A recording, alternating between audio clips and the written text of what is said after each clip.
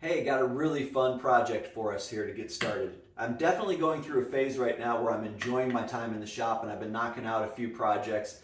Did a video on the kaleidoscope a little bit ago. Have actually went back and built more kaleidoscopes since then. Came up with some cool developments. I may put a short video up just with the improvements on that whole thing. But this project that we're about to start is a segmented bowl turning, and I'm very excited about it. I've done some segmented bowl turnings in the past. They've always turned out pretty well. I very much enjoy them, although I don't claim to be great at them, but I really enjoy making them. This one's different. Those that I've had good luck with were pretty straightforward, simple designs. This is a very complicated design that I'm going to try. I decided I would like to have some sort of segmented turning, a vase kind of turning to put on my piano.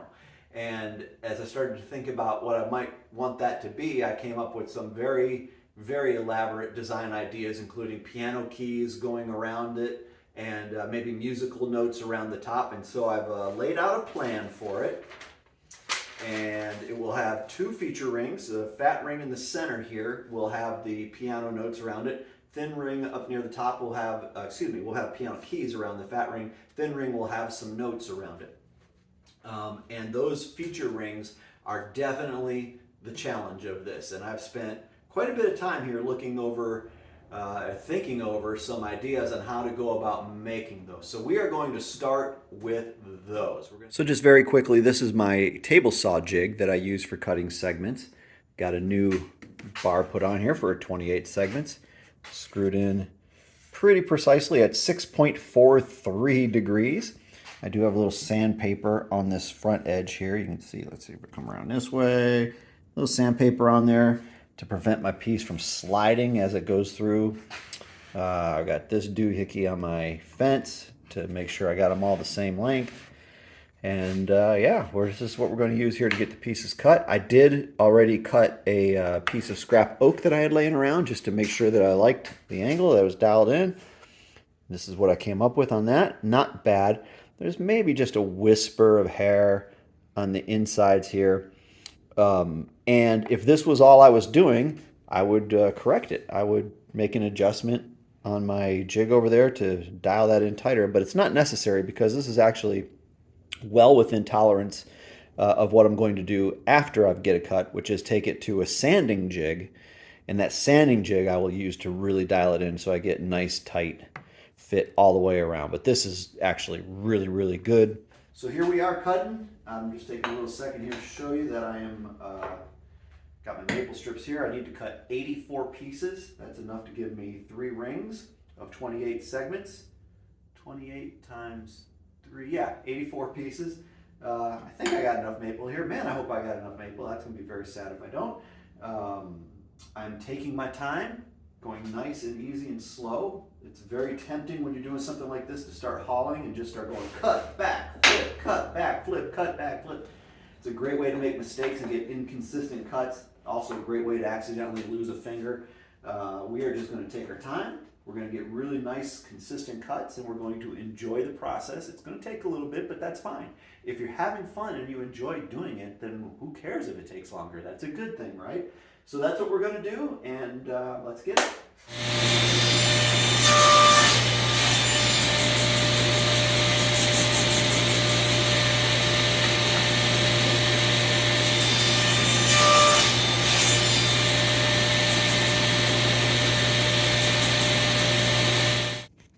All 84 pieces are cut. Even got 3 extras just in case I have some problem children amongst the bunch. So the step I'm working on now is to take all these pieces that I cut, got them all over here, and add veneer to one edge of them.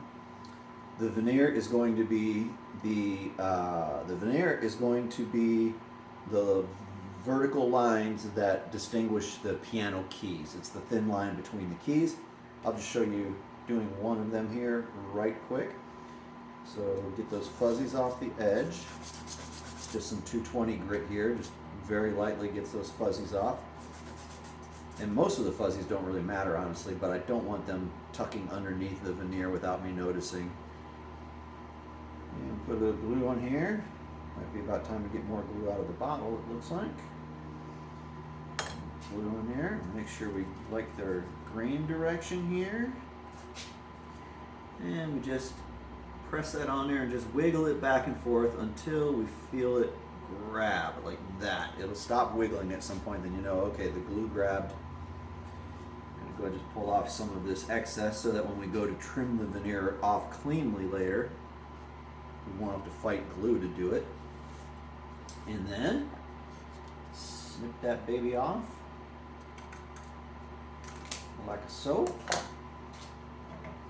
Throw a clamp on there. Oh, that clamp's broken. Why do I still even have that clamp? Somewhere along the line I clamped like, ooh, I'll throw that away right now like I should have done whenever it broke. Grab another one. Get her on there. Make sure we got all the edges look like they're down tight. And that's that one. And we've only got to do that about 80 more times. And then when I remove a piece from a clamp, like this, all we're going to do now is trim with some scissors the veneer off the edges, and you can actually get them pretty darn flush. And there they are, veneer glued to the side of every piece. Took just over 3 hours to do, probably about 3.5 hours to get those done, but didn't mind at all. Got in kind of a little Zen mode, put some music on the shop stereo, and just enjoyed the process. And now we come to the part that I love. With this excellent jig, we're going to use this to just really get our segments precise. I'll show you. You'll remember the test cut that I did at the table saw earlier that had just those slight gaps. I ran that test cut through this jig. Them gaps is gone. It's perfect. So first, credit where credit's due. This jig is inspired by the jig that Malcolm Tibbetts had in his outstanding book, The Art of Segmented Wood Turning, I think is what it was called, something very similar to that. Inspired by, I mean, geez, this is a direct ripoff of his jig. The only difference between this jig and his jig is his was on a 12-inch sander using the table that is attached to his sander. I don't have a 12-inch sander with a table, but I got this sander. Let's see if I can hardly see what it is. It's just this very straightforward Delta sander that I built this jig around. I stand that up. And what's important here, I'll show you how we use the jig, but first getting it set up. What's really, really important is, where's my square? It is crucially important that you've got this truly square. I mean, like perfectly square to your tabletop, and your tabletop is perfectly square. Well, I should say your tabletop.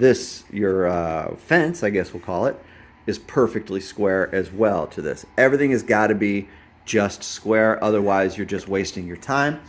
And then the other thing that has to be just right is this doohickey that we're going to use needs to be exactly at the correct angle. In this case, you can see it's cut to 12.86 degrees, which is twice the desired angle of 6.428 to get me 28 segments. I know this is cut precisely because I cheated and did it on my CNC machine. And in fact, I've made, you can see hanging over here, I got a whole set that I did with the CNC machine for whatever I might want to make, like this one be for 10 segments, etc. I got just a nice little collection of them ready to go. So we're going to start by setting this up. We're going to get this in about the right place. We're going to start by sanding the veneer sides because you'll take a little less off the first sand, and I don't want to take all the veneer off. So we just kind of put that up against there for now. And I'm just pushing against it just enough to make sure it's up there, going to get sanded. Then I'm going to clamp this down in place. Then after you've got that, and make sure that's flush against the fence, after you've got that in place, I've got this spacer that we're going to sit on here, and we'll tighten that down. This really is more of a reference than anything, and you'll see that in the later step when we go to do the other side, how that reference is used. So right now we can pull this back out, and then I've got a handy dandy. I use a Malcolm Tibbetts in his book he had a piece of wood with a bent nail in the end of it, which I'm sure works great. I'm using this dental pick, which I like. Doesn't leave any real marks on the wood or anything, and gets the job done. So going to get noisy here is we're going to start the air, start the sander. And we'll put our first piece in. Slide it right in here. Make sure it gets all the way in, up against the sand. Pull it out. Now I'm going to do that for all 80-some pieces here.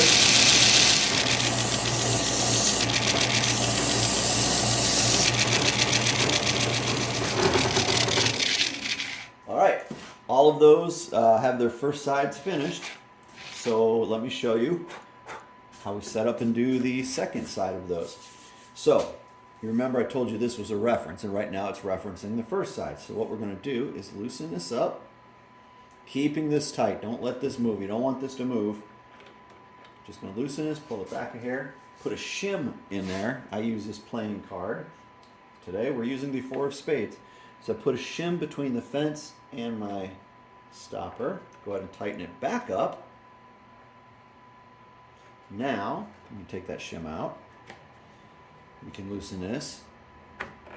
And we're going to put it back in place. It'll now be 1 card's width closer to there, and that's how much we'll be taking off the other side. Before I do that though, we're going to take advantage of this opportunity to just make sure everything is still nice and square. It's a lot of vibrating that goes on when you do that much sanding with this thing, and you don't want to make sure that it didn't vibrate right out from being square. And when it did not, we are in great shape still there. So with that said, we'll put this back on. In place. And then we're going to just do the same thing, except this time, instead of the veneer side, we'll do the opposite side.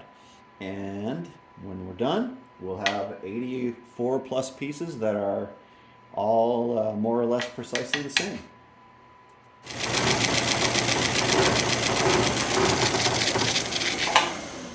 And we're done. Ready for glue up. Hey, it's me checking in from the future here just to tell you why I'm deleting all the video of me assembling those 3 rings, and you're not going to get to see me gluing up those 3 rings. The reason is because they turned out terrible. The method I used was to glue all those pieces, take out each of the pieces, put them into groups of 2, and then glue the 2s into 4s and work them up to half rings, square up the half rings, put them together. And by the time I had gone through that whole process, they all individually, the 3 rings turned out very nice, but they were far from identical. And the result is, here's the finished piece we're working towards, by the way.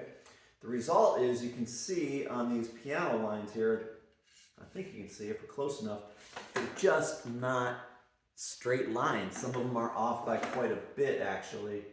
And it's a real shame, because once we ran these pieces through that sanding jig, they were perfect. After these 3 pieces, for the rest of all of these pieces, I used a different method of gluing them up. I just glued them up all at once in hose clamps, and they've all turned out perfect since then. I will probably never ever go back to doing this method again. So I'm not even going to show it to you. I will show you the hose clamp method here in a little bit.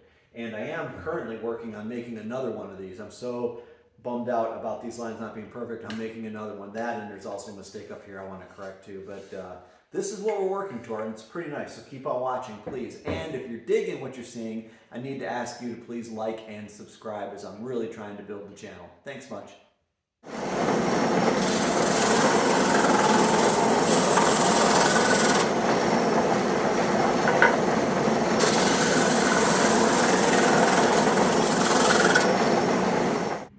Ran all 3 rings through the drum sander, got them all looking good. Took some time to set them down and really figure out how they'll sit to where I can get all my lines to line up pretty darn perfectly. Put some witness marks on there so I can find it again quickly as I do my glue up. And I'm going to show you this jig, and I hope you'll have a laugh at it with me. I made this years ago. I mean, years and years ago, when I was first doing like my first segmented turnings. It's an old car jack that I put in this rig. It's just horribly designed. This thing is just terribly designed, because if you ever really crank the power on it, this wood bends. I just didn't frame this wood well. It's a cool idea if I'd have used, if I'd have glued up. Well, anyway, there's things I could have done to make this a great, and someday I will. But it actually, it does the job. If you're cranking it so hard that you're bending that wood, then you're applying way too much pressure anyway. It applies plenty of pressure for the glue up. So anyway, I'm going to get my stuff glued up and get it in here and crank it down. So I mean, I think it's pretty self-explanatory, but you turn this guy, and as you turn it, it lowers. You know, as the jack opens up, it pushes this down and tightens everything. So anyway, we're going to go ahead and do this glue up and get them in the press. The press. I should put a label up here. The press. You know, I think I will. Got it in my press. A couple of those lines, and I'm talking about the vertical veneer lines, a couple of them waggle just a little bit offline. If I can get up there and show you. Just in that veneer. But yeah, overall, and you know, for what a complicated thing this is, and 28-piece segment where you're trying to get them all to line up, 3 stacks to line up perfectly, trust me, is a reasonably complicated thing to do. But we've got it here, and I'll let you know when we take it out of the press of doom. I pulled this out of the press of doom. I made a little note on here of all the lines, the spots where I didn't like how the lines lined up. Most of them were on this edge, and I've calculated where I can put my black keys to hide most of the mistakes. And I actually end up with only, there'll be like 1 line on that spot that I don't like and just a couple on the bottom. So I got that set to go. I've put a pencil mark on here for right where the middle of that cut is. I used a square to do it. I didn't just guess. That's the center. And what I will do, oh, let me show you the other thing I did on here. Let's see. I did it on this side, actually. I drew some lines this thick to just try to make sure, try to reassure myself that that should be enough material left. Like those lines represent where I'll cut. That should be just enough material left that it doesn't blow out. Fingers crossed. Anyway, so I put this little witness mark down here. That is to help me line this up straight. I will visually get my line in the center between the gap there, and then down on this one I will make sure that the opposite line is lined up with my pencil mark, and from there we will cut and see what happens.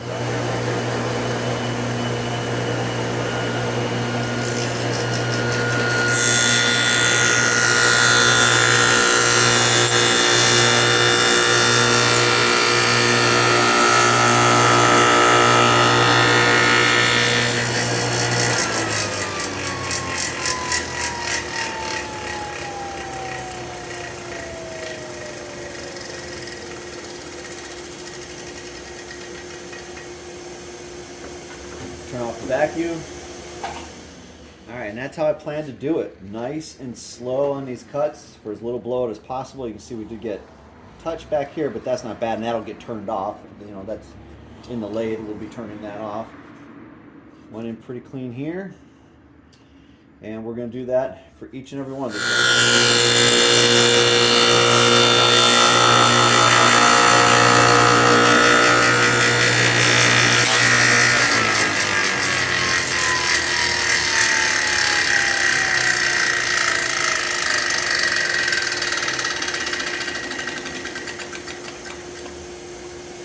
Okay, listen, I think this is gonna work.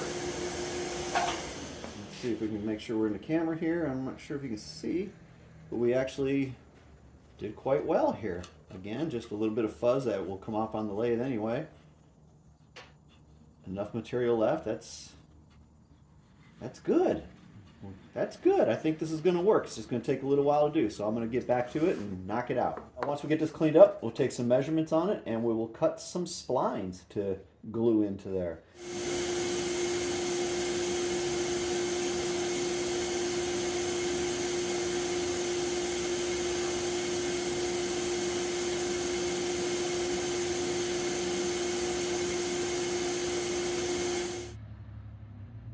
We get all the surface area covered in glue. There it is. Good, good, good. And slide this bad boy in. And we use a little love tap from the hammer just to make sure we've got it set all the way down. And we can actually square it up a little if we want to. You'll notice it stands proud. This one prouder than those did. Not a problem. Proud is fine. Short is not. Proud is fine. We're going to run this through the drum sander to even all that back up again. I'm going to resist the temptation of getting this on the lathe as fast as I can. I really want to see this turned, but that's not the smart way to do it. We've got another feature ring to work on, and I want to try to make that ring before we do anything with this, because if the other feature ring does not turn out so good, then we could always just change our design to make it just have this one feature ring. So as I'm setting up my sled to do 14 rings, I thought I would kind of show off the sled a little bit to you. Let me make a little noise here. And again. So how I've done this is just basically I made a straightforward sled where this is square. I made sure that this is obviously, wow, that's 90 degrees. And then I've got, I used my CNC machine to cut something right at 12.86 degrees. And after I did that, where's my, here we go, 12.86 segments. So basically I can now put this that I made right at the right thing in here, line this guy up, and drill them down. And you can see I've got the holes set already for where each one goes, because they've all been put into place and to make them. And yeah, and once I get this drilled into the existing holes, we will be set with what we need for doing 14 ring segments.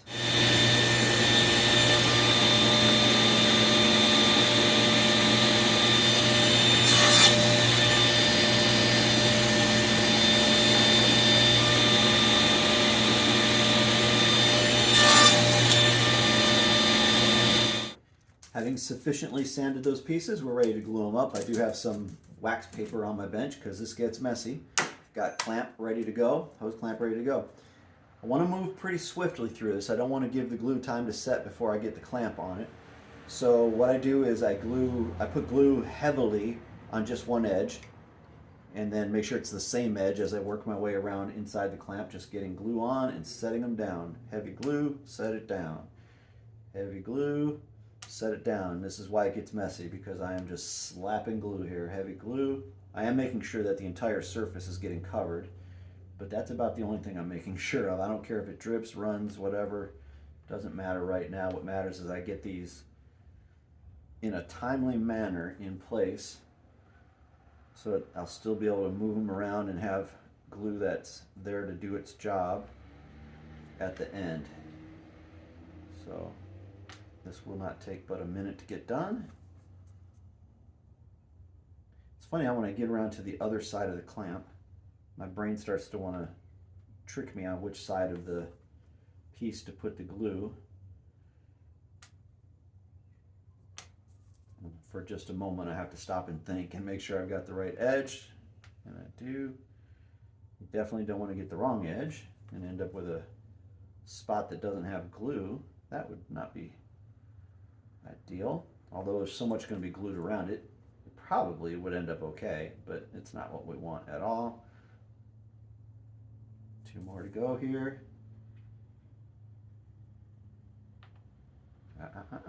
Wait your turn. And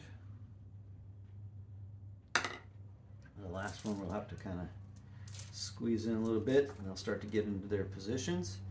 So there we go, we get them back. I messed this up on the first one I did. I want to get this clamp set there, to where this piece is up on an edge. Otherwise the part that goes in wants to, my screw's on the other side on this one. I have to stand up now to get over here on it. Had the clamp facing the wrong way. Oh, wait a minute, the clamp's not tight yet. Let's just lift the clamp up and put it back on. That'll be the way to do this.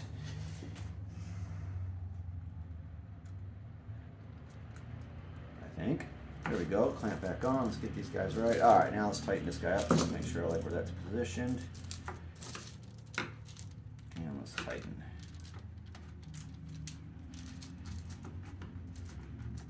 We just need to get it tight. There's no need to He-Man this. These are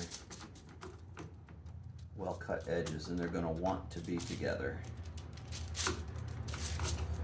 Well, just a better spot, all together. There we go. Nothing, that thing still pushed my piece down. Yeah, I don't like that. Let's loosen this up again. That's not cool, man. That's not cool at all.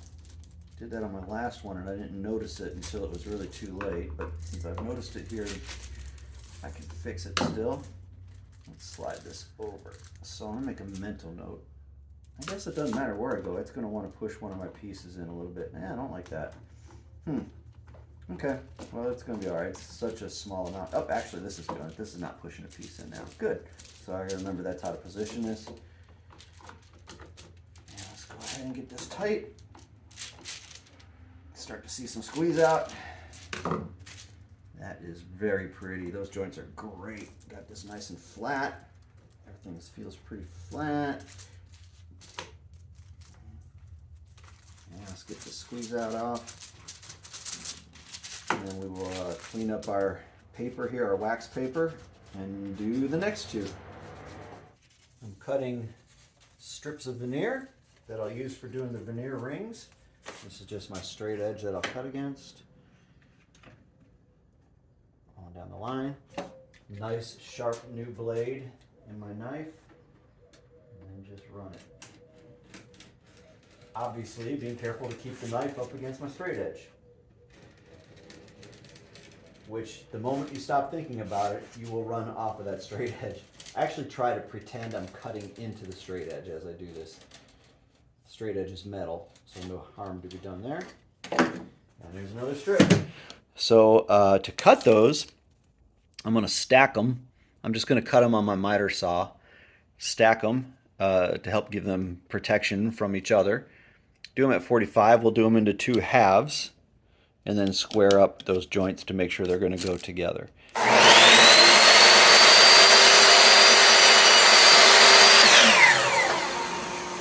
Tape them together into halves, square them up on the disc sander, and then tape them together into the full square and glue them on here with a press. I'm going to use the Press of Doom.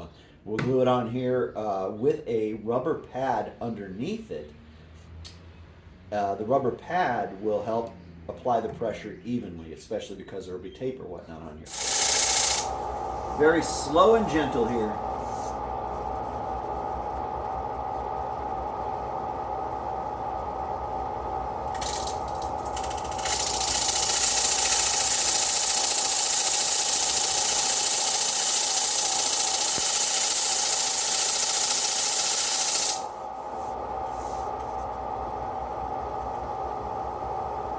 That'll work.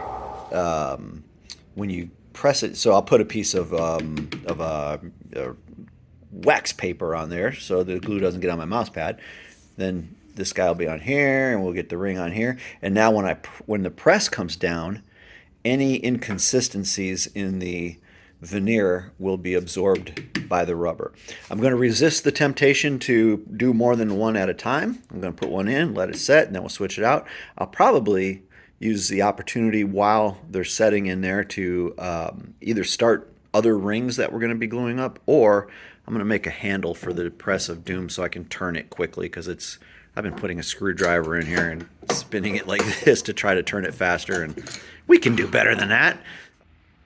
Our first piece still has a few minutes to go in the Press of Doom. You can see I made a nifty little handle for the Press of Doom, so we'll be using that. And since that's done now, I'm going to turn my attention to the next steps that we can start working on for our plan. Another successful job done by the sanding jig. Ignore these dots on here. Those just mark which side is up. I use those, I put them on there before I went to the sanding jig so that I make sure I'm running the correct edge into the jig each time for the first pass, second pass. So first pass I do with the dot up, second pass with the dot down. That's so successful. Again, I think I'm going to go ahead and just do the old hose clamp and glue them all up at once again. Very nice to be able to do that. At this point, but yeah, we're cooking right along. These are all set. We've got the last glue up happening inside there, inside the Press of Doom right now. Once that's out, we'll cut up all this. We'll take this just to the scroll saw and cut off the extra veneer that's hanging off, and then those are ready to glue up, and we'll get back to focusing on working on that feature ring for a little while. It's looking good. I'm optimistic. The scariest parts are yet to come for this piece. While we let that stack continue to dry, we're going to go ahead and mount up our base that we're going to build off of. This is just a sacrificial block I got on here. Some blue lines for a guide. Took our base ring and ran it through the drum sander. Got it ready to go, and we're just gonna glue it into place on there. And then we will put it into the press of doom, and we are officially underway.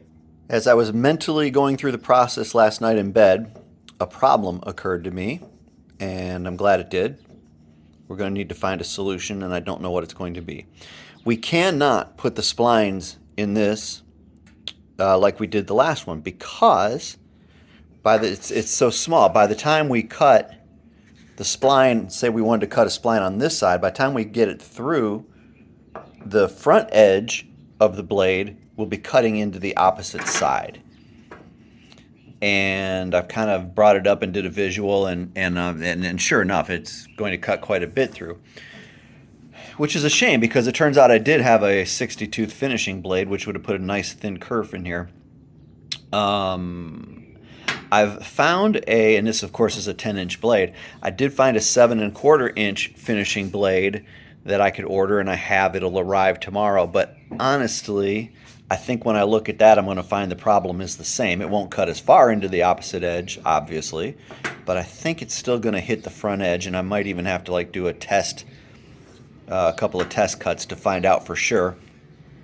So that's a problem. So the other options that I've been trying to figure out are immediately I went, well, this becomes a job for the router table. The problem with this being a job for the router table is that I'd want to use a 1/8 inch router bit, and here's an old burned up one just to show you, they are very short. If I run it on my router table, say, the bit's up and I run it this way, so the bit would be cutting in like this, you can see that bit is not going to go all the way through. And I don't care, I guess, a whole lot about that. I'd like it to go through, but I guess it doesn't have to. I decided I couldn't wait for the blade to show up to figure out if it's going to work or not, so I did the math, so to speak. Drew the diagram is more accurate. This is a 7¼ circle, half circle, which is the size of the blade that's coming. This is the depth that I was going to cut most of them, and I actually need to cut one of them at this depth. And the distance, so if this is when the blade peaks and it's cut this depth, the distance to the front edge of the blade is 2½ inches, and that is way too much. Not only will it hit the other side of this, but it will darn near get all the way through to come out the front of the other side of this. So table saw is not going to be the answer for making these. I'm back to noodle. One nice thing about doing it on the router table, one advantage to it, is that my note stems now don't have to go all the way to the edge, although most of them will. There are a couple that I'm going to go ahead and stop short. Might as well, right? I went ahead and put this on the sander just to knock a little bit of the edges off to make it closer to round so I can get consistent cuts on here. Set up the router fence. I got a brand new 1/8 inch straight bit on there, and that's as deep as you can go with that bit. I put a stop block on here, so after I get through, I'll stop to not cut further than I want to. And what's really important is as I'm feeding it, I don't want my piece rocking. I don't want, because it's round, I don't want it rocking. So I've put it on this clamp. That's going to help me keep it flat and against the fence as I feed this through. Not going to lie, I'm nervous about this. Let's see how it goes. Here comes our first cut at it. Face mask on. Oh, let's get the air going.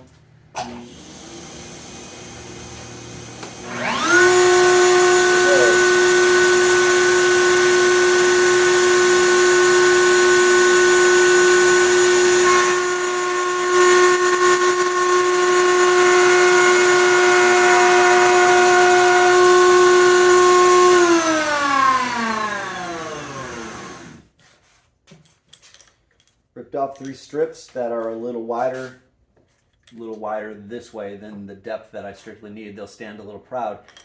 Doesn't hurt to have them a little proud, and the fact that they're a little proud will allow me to tap them on home to make sure I get them down as far as I can in there. Although it doesn't matter, they should not show through on the other side.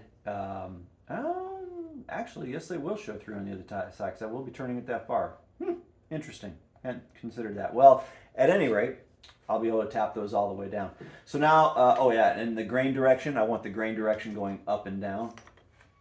We're still using a face grain, not an end grain, a face grain, but we got the grain going up and down. And then I will glue that in, and after I glue it in, I can cut it off flush at the top. Okay, what we have here is an official mega clamp situation. I've taken the feature ring here and clamped it to this board back here. That board helps keep it from rolling. Actually, it better do more than help. It better absolutely keep it from rolling. That itself is clamped down to this baseboard here, which is clamped with the drill press to the table. Everything here is stable. I've taken a lot of time to really make sure I like how this is lined up. And we're about to drill our first hole. Nice, slow, and easy. This is a big bit, and I don't want it to bind up on me. So nice and easy. Here we go. Fingers crossed.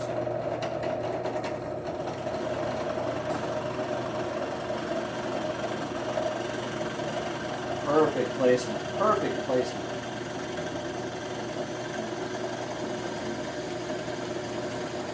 And we are going through. Woohoo! 1 down, 5 to go. And with any luck, that will be exactly the right size for the dowel we made to glue in there. I'm putting glue in the hole, even though it's these dowels have been such a snug fit that most of that glue is going to get pushed out, and it'll just be a press fit, but we'll put it in there for good measure.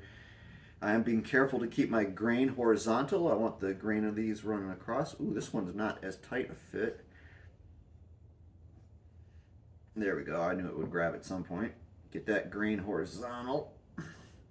And after that, just a couple of love taps to drive it till it gets to the bottom. One more. Beautiful. And there it is. That's in there. And then just saw it off and move on. What I've done now is gone back to a couple of these notes, drilled new holes in the middle. That I've got a little bit of a maple dowel that I, again, had to turn on the lathe to get to the right size. And those will go into the center of those.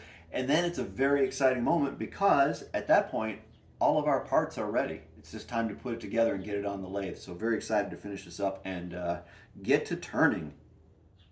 And it's time to start working this thing at the lathe. First of all, I want to let you know I'm not going to show you a whole lot of me working on the lathe because I'm not a very confident turner. I'm not very experienced turner mostly, and if you're looking for instruction on how to go about doing the turning itself, the actual putting the knife into the wood, I'm really not the guy to follow. I'm going to focus more on the process that I'm doing. And speaking of that process, the original plan was to glue this up kind of like into 3 segments, turn those segments, then put them together.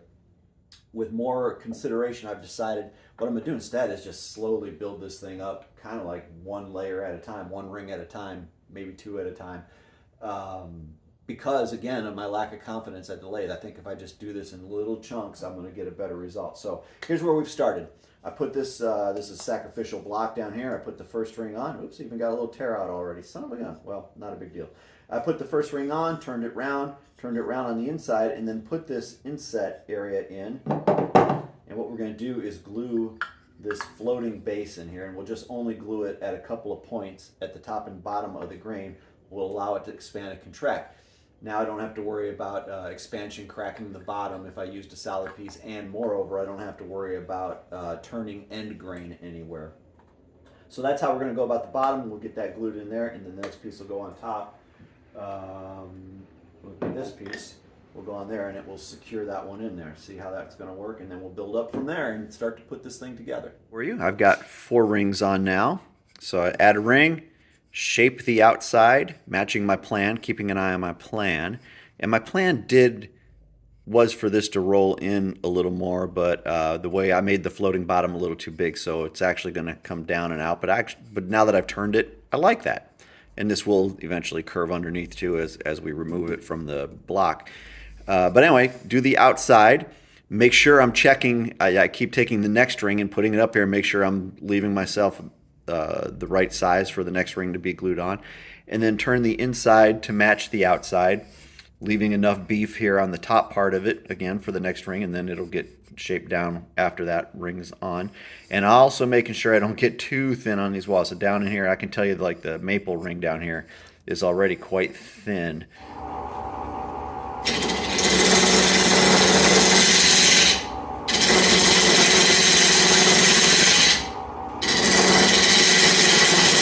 I've been getting ahead of myself considering where I'm heading with this. I'm starting to think that I'm going to want this actually maybe to be able to be used as a vase, which would mean it has to hold water. And the only way that I know of to do that, and I have not done any research on it, would be to put an epoxy, a waterproof epoxy on the inside. And if I'm going to do that, it's going to be a lot easier to do it in progress, I think. So maybe like when I get to halfway where I can still reach in. Once this thing is at full size, there's no way I'm going to reach in there and be able to cleanly coat everything. So keeping that in mind, that I may want to epoxy at some point here before too long. So with the outside roughly shaped to its approximate size, I'm going to go ahead and do the same with the inside. And I'm just going to use this same round carbide bit. It's just been doing a beautiful job for me on this.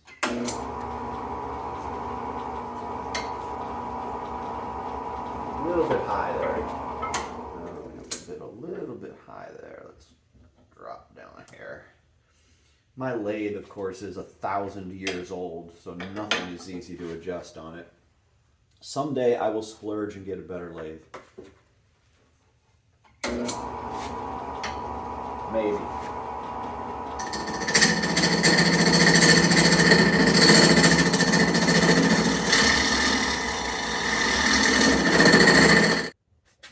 So I've got this roughed down to its approximate place. Got a lot of chatter as I did that. I just have to take very, very light passes to get the inside done. As this comes out larger, I did the other day build a jig to support it from the outside.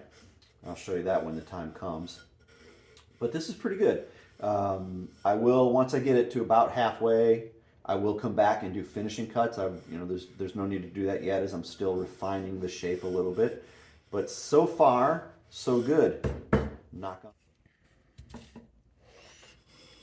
Pretty consistent thickness, just going by touch. Pretty consistent thickness for a rough cut especially. Yeah, maybe a little thin right there. But that's not bad, happy with that. So we're going to get the next couple of rings screwed on, including the feature ring, and go again. So what I've done here is I've remounted this now with these rings glued on. I'm going to be turning down here. I went ahead and put a support on here, just painter's tape on both pieces with a little CA glue to set that on there, and then support it with pressure from back here to hold that. Just looking for a little more stability here as this is getting bigger and scarier. Definitely pushing the boundaries of what my antique lathe can handle. So the plan is to go ahead, turn this to its appropriate approximate shape. Then I'll go ahead and put that support jig that I built on here and take this cap off, turn the last little bit here that I'm not going to get at with the cap on. Then the support jig on will do the inside of all of this too. So that's what we're working on now.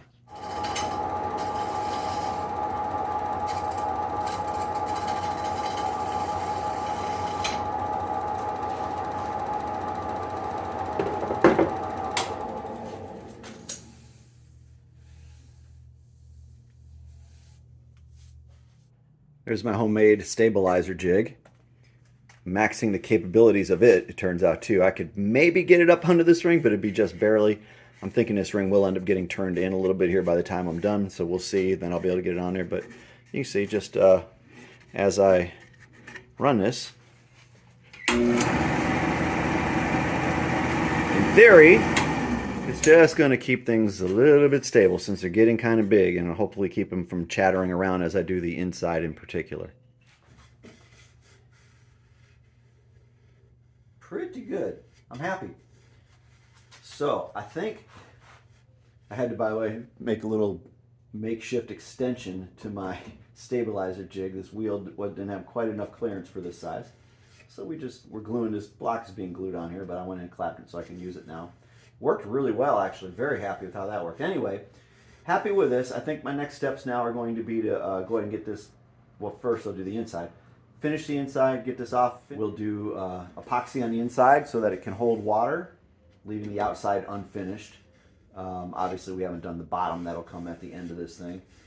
I've got epoxy now on the inside of this. Made a mistake that I really hope doesn't come back to bite me in the butt, but we'll see. I put the epoxy in. The plan was to pour epoxy in the bottom, pull it up gently on the sides with the foam brush, which I did. That went well. The problem was I really made a bad estimate as to how much I needed, and I had way too much in there, so I had a bunch of it left in the bottom. And the idea, by the way, pull it up to the sides, and then it will all settle back down to the bottom, and the bottom will be thicker, which is cool by me, but I had too much.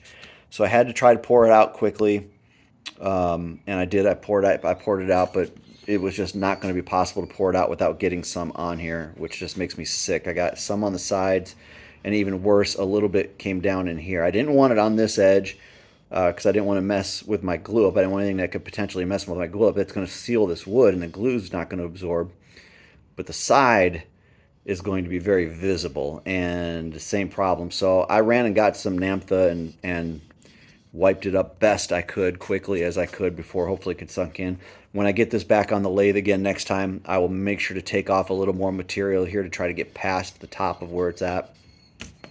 And obviously, when the time comes, it's not sanded yet, but we'll be sanding the bejesus out of it too. But mostly I'll take off a little more material here, try to get past it, and then keep my fingers crossed that it doesn't show when I put my finish on. But other than that, look what I just learned today. Do not leave a plastic cup of mixed epoxy just sitting on your bench. Holy smokes, I turned around and saw smoke, and the cup is completely disintegrated, melted. Some stinky freaking smoke too. So anyway, caught this in time, I guess. I don't know if this would have turned to fire. I can tell you it was hot, that's for sure. But wow, that was an eye-jarring moment. So we're going to clean this mess up real quick. Here's that piece on the lathe. I've gone and turned the outer side, the outside of it, to the approximate shape that I want it to be. Pretty close to it. A little bit larger than what it'll end up being, because I want to be able to, probably should have tripoded my camera. Let's hope I don't drop this. I'm going to want to be able to glue that on there, right? So there'll be a little bit of a lip that I'll take off after I've got this on. Likewise, up on the upper half of it, up in here, we'll be putting this piece on. So I've got it just a little bit larger than this. Next step is to go ahead and turn the inside. Get it to its approximate thickness, again, to pretty much match this, because this is going to be tough to work on. The inside is going to be tough to work on after we get it put together. So as close as I can get it now, the happier I will be in the end, but still leaving just a hair of play. To ask for perfection, I think, would be too much to be able to glue it perfectly on there. So I'll leave just a little play that I can then clean up after I put it back on the lathe. So turning the inside is next, being careful not to go through where it gets a little thinner here. And now with the inside shaped to its approximate shape, pretty darn close to its final shape. For the inside, for cleaning up the inside where we glued, I do have this cool guy right here.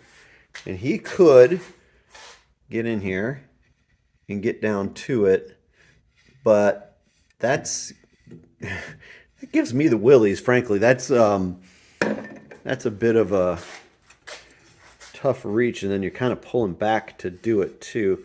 And honestly, when I feel with my fingers, I gotta tell you, I did a pretty good job of matching that, because I don't even think I need to. That feels really good to me. That feels refined. So I think I'm going to be okay with that. We're going to work the outside. Then after we get the outside shape to where we want it, we'll take this back off. I'll put some of my epoxy on this new part here. We'll just brush it in easy on here. You know, I mean, theoretically, water should never be filled up this far into the vase, but just in case, we'll have some epoxy on there. And then from there, we'll attach the top. Well, actually, I'll clean up this top too. Part of doing this will be cleaning up this top edge to get it to the right shape. Attach that top piece, get it turned. We are starting to come to the finish line on this thing. Look at, by the way, my two-part epoxy. There's a couple of spots here where on the walnut, let's see, here we go, right here, you can see it right here. Look, it actually seeped through the walnut grain a little bit there. You can see it. That's wild. I was not expecting that to happen. It did it on a couple of them. I thought, where else I see that? Right there is the other one. Yeah, that's crazy. That seeped all the way through the walnut there. I don't think it's an issue. It's pretty small, and honestly, looking at it in real life, it doesn't show as well as it does here on video. It looks really drastic on the video. But all the same, I am going to still take just a hair off of this anyway. It's not going to help with wet seep through because that seeped all the way through, and everything I take off will be there. But still, we're going to clean this up as part of that process. And anyway, these are the things we're doing, and I don't know that this is really the finger quote correct way to do a vase shape, but it sure is working out for me so far. I'm happy with the results so far. I said this was the biggest, most intricate, complicated project I've done on the lathe, and I meant it.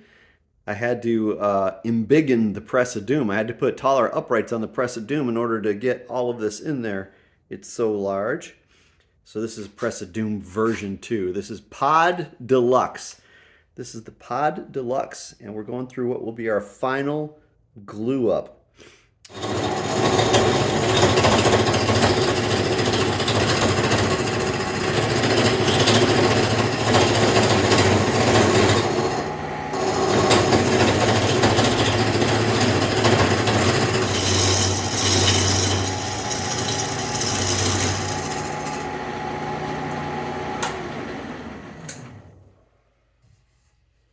Oh, that's looking cool. That's looking really cool. Woohoo, I'm excited about that.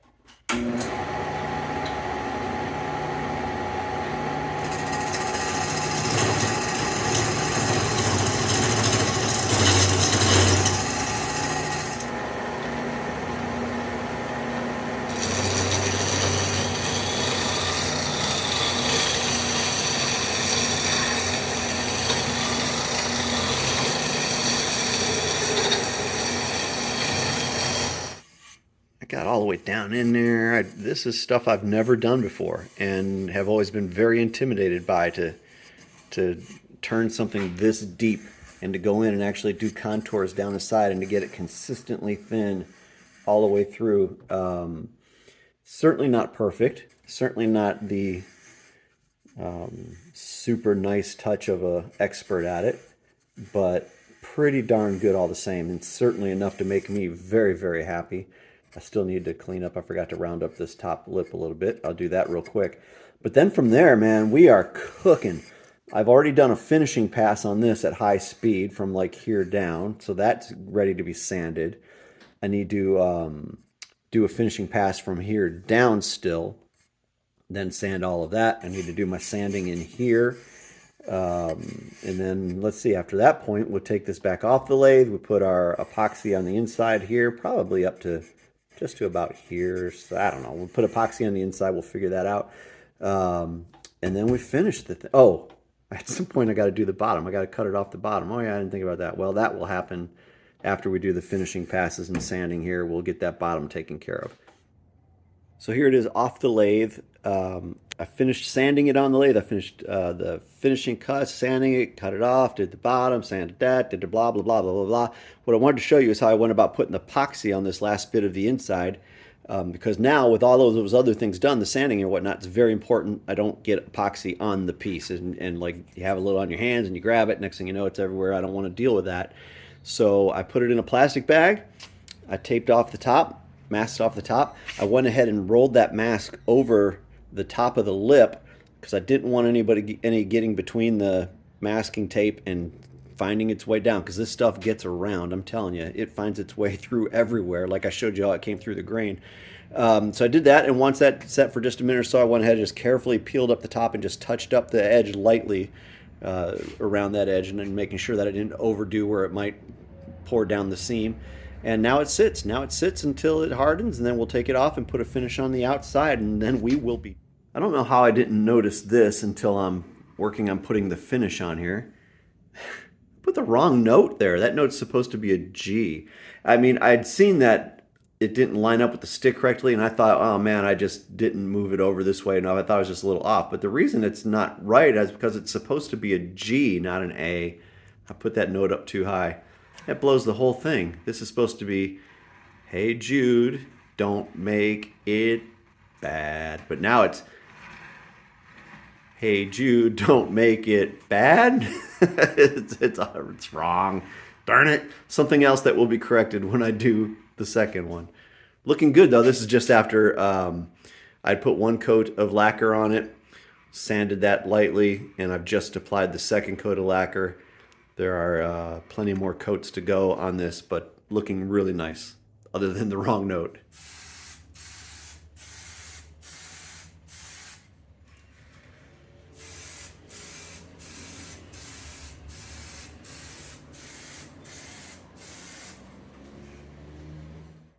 And here's the finished product. All done and on the piano. What a fun project this was. What a challenging project this was. What a nice result. I'm very proud of this. I'm very proud of this despite a few of the imperfections. It came out very nice. And it's a lovely piece on my piano. I'm looking forward to finishing the second improved version of it. But even once that one is done, I don't see myself getting rid of this one. I think this one will go on display somewhere still in the house because, again, it is the most ambitious project I've tried on the lathe, and it came out awfully swell, I think, when it's all said and done. Thanks again for watching. I hope you've enjoyed the process with me. I hope it inspires you maybe to give it a shot. And if you did enjoy the video, I ask you once again to please like and subscribe. And hang around my channel because there will be more fun projects on the way. Thanks again.